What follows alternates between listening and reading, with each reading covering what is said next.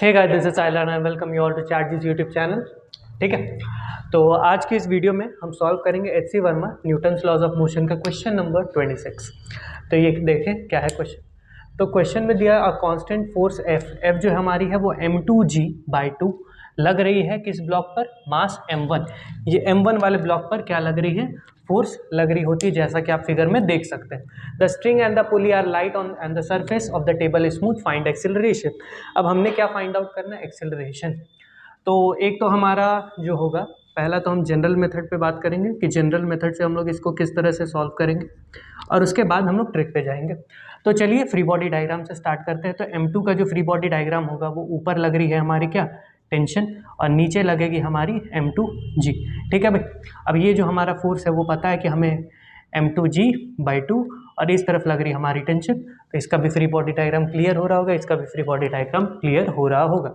अब बात करते हैं मास m1 के लिए। m1 मास की बात करें तो इधर एक फोर्स लग रहा है, इधर एक फोर्स लग रहा है, इधर लग रही है टेंशन, इधर लग रही है फोर्स। और बताओ ये एक्सेलरेट किधर करेगी भाई, ऑफ कोर्स इधर करेगी, क्योंकि ये वाला जो m2g है ये हमारा बड़ा है m2g/2 से। देखो जो हमारा फोर्स है m2g वो ऑफ कोर्स बड़ा होगा ना भाई m2g/2। मान लो आप किसी को 2 लड्डू खिला रहे हो और यहाँ पे आप उसको 1 लड्डू खिला रहे हो, तो ये 2 लड्डू 1 लड्डू से तो बड़ा है ना। उसी तरह m2g जो फोर्स है और उसकी आधी फोर्स है, यानी 2 लड्डू का आधा कितना होता है, 1 लड्डू। तो 1 लड्डू खिलाओगे तो वो कम है, लेकिन 1 लड्डू सिर्फ 2 लड्डू खिलाओगे तो वो क्या है, ज़्यादा। तो चलिए जनरल मेथड से बात करते हैं। यहाँ पर ये जो टेंशन है, अगर ये ब्लॉक इस तरफ मूव कर रही है, ये नीचे मूव कर रही है, यानी ये भी आगे बढ़ेगी और ये नीचे मूव करेगी, तो यहाँ पर क्या होगा, ये हमारा टेंशन बड़ा हो जाएगा। तो टेंशन माइनस ये force will be equal to m1 into acceleration.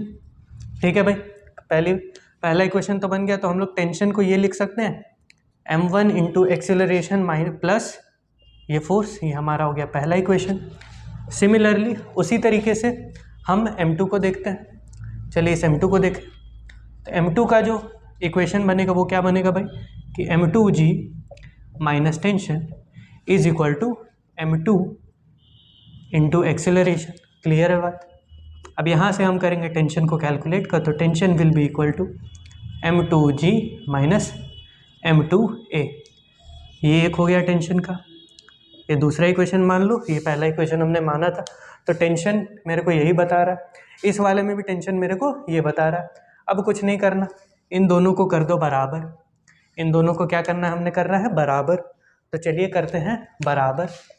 देखिए ये क्या है, m2g minus m2a equal to m1a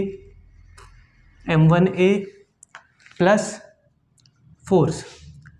अब मेरे को एक बात बताओ, यहाँ पे m2g माइनस m2a होगा और इस तरफ क्या हमारा होगा m1a, और ये जो फोर्स है वो कितनी है भाई, फोर्स तो मेरे को क्वेश्चन में दी हुई है क्या, m2g/2।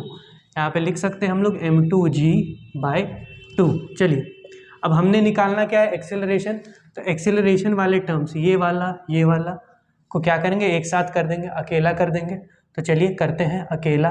तो इस वाले को इधर भेजेंगे, इस वाले को इधर लाएंगे, तो हमारा इक्वेशन बनेगा m2g minus m2g/2 equal to m1a plus m2a। Clear है बात। तो m2g माइनस m2g/2 कितनी हो गई भाई, सिंपल m2g/2 ही होगी, is equal to m1 plus m2, और हमने यहाँ ले लिया एक्सेलरेशन को कॉमन।